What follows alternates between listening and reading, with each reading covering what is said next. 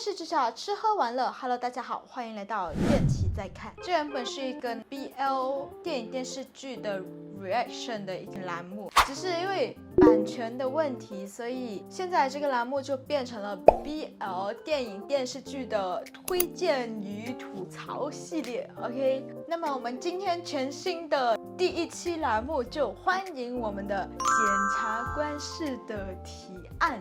这部剧官方渠道是在嘎嘎乌拉拉的，大家可以去找一下。OK， 昨天的结局大家看了吗？不管你们有没有看，我们就接下去把这个影片看完，好不好？在视频开始之前，不要忘了帮我订阅、按赞，还有打开小铃铛，也不要忘了追踪我的 IG 哦。好了，检察官式的提案，首先打分。看完结局之后，我给整部剧打一个8分。检察官式的提案，简单来讲就是一部受害者儿子和杀人犯儿子的纠缠，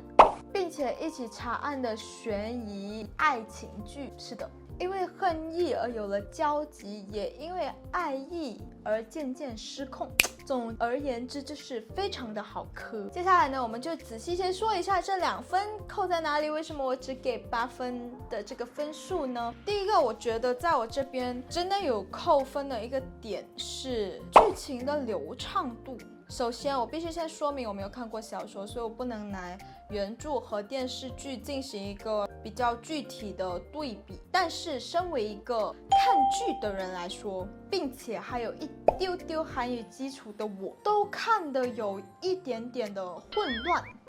怎么说呢？我在这打个比方吧，就剧里它其实案件分成几起旧案件，还有2起新案件而衍生的一系列循环杀人案。然后呢，我就每次会混乱，他们当下在分析的东西是怎么连到过后的新案件里面，就是这一趴讲就跳到那一趴去，我自己觉得是有一点点的那个跳脱，连贯性我觉得相对来说没有这么的清晰，但是我到最后是有看懂的，因为我自己就是当我有点看不懂的时候，我就会按回去，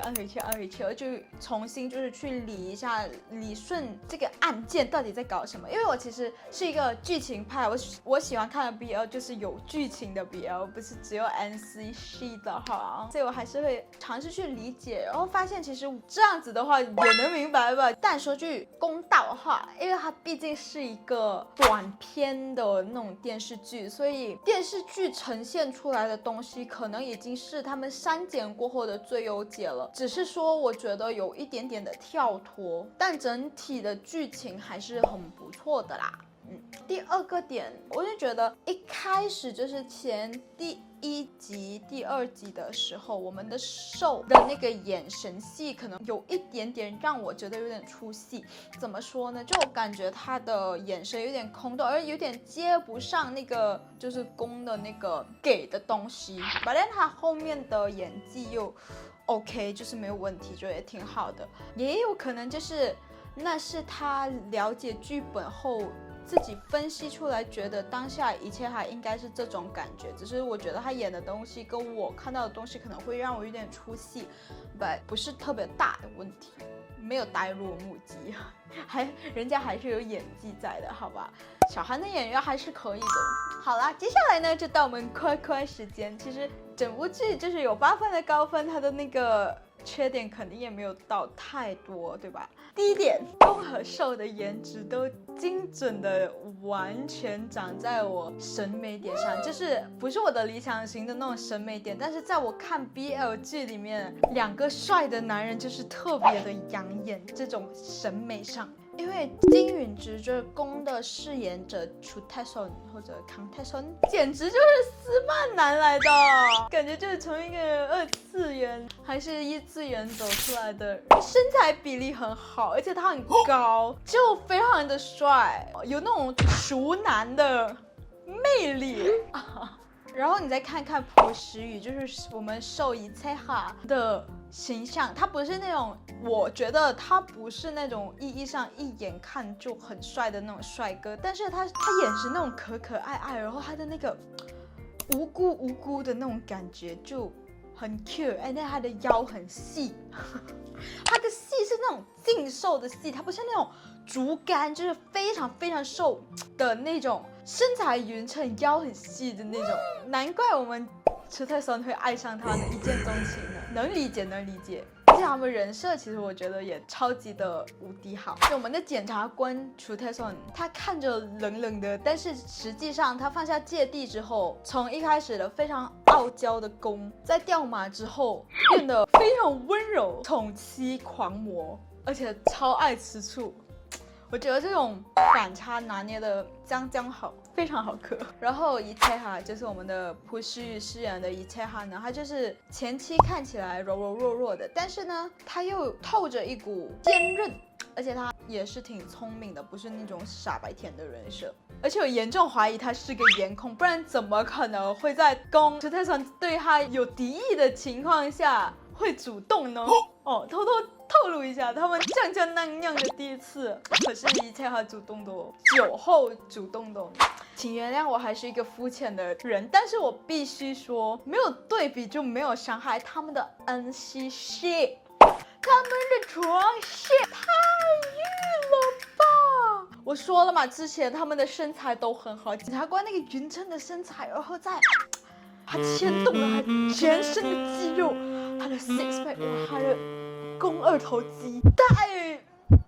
戳人了，而且瘦的那个腰，我不知道要给他什么形容词了。可是真的看的人很欲，怎么说呢？他就是，而且他电视剧他们 NC 的部分呢，他们还是放一点干音 BGM 很弱。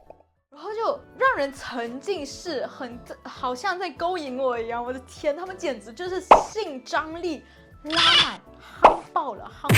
简直就夯爆了。而且在韩剧里面，这个尺度真的是夯爆了。我为什么会把这个当做我的好看的一个点呢？因为我是觉得有时候我不是每一个床下的 NC 戏都会喜欢，因为有些拍的他们虽然就是有营造那个氛围感，但是如果主角真的是那种太瘦的话，我会感觉好像两个未成年人在床上在干嘛呢？就没有那个性张力。但是这个就真的完完全全在点上，完完全全。OK， 够了。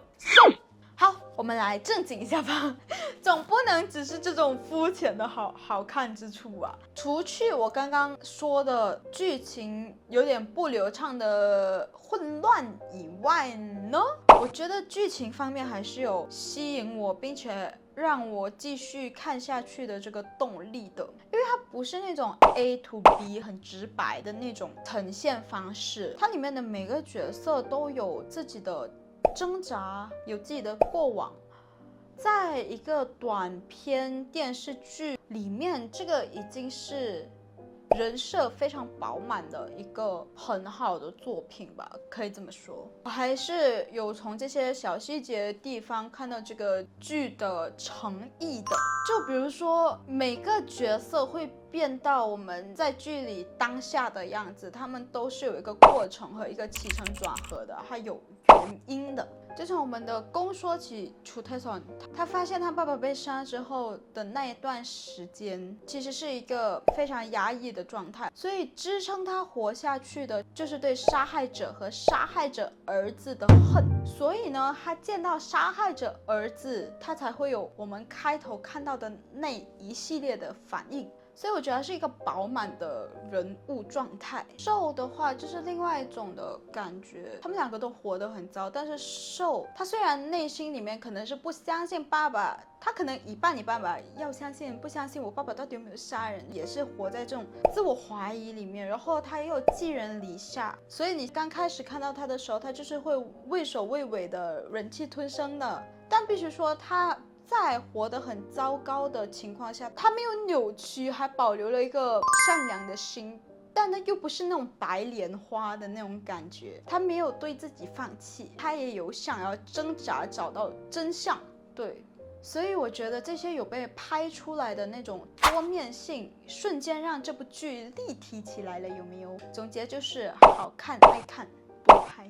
我来给我们今天的视频最后一个总结，8分，我觉得它是应得的，8分刚刚好，因为我觉得它还是有进步的空间的。但是整体看到现在为止，给我的感官是非常好的。我觉得他们戏里戏外都很可爱。谁敢想他们戏外其实反差还蛮大的嘞，尤其是楚特森，他就是那种软软香香的。好啦，今天这期视频就到这里结束啦。大家有什么想要推荐给我的好剧，欢迎在底下评论区留言告诉我，我都会一一找来看。如果好看的话还是不好看，我都会给大家做一个反馈的。OK， 还是你们有什么想吐槽的，也是可以跟我说。好，我们下支影片再见，拜拜。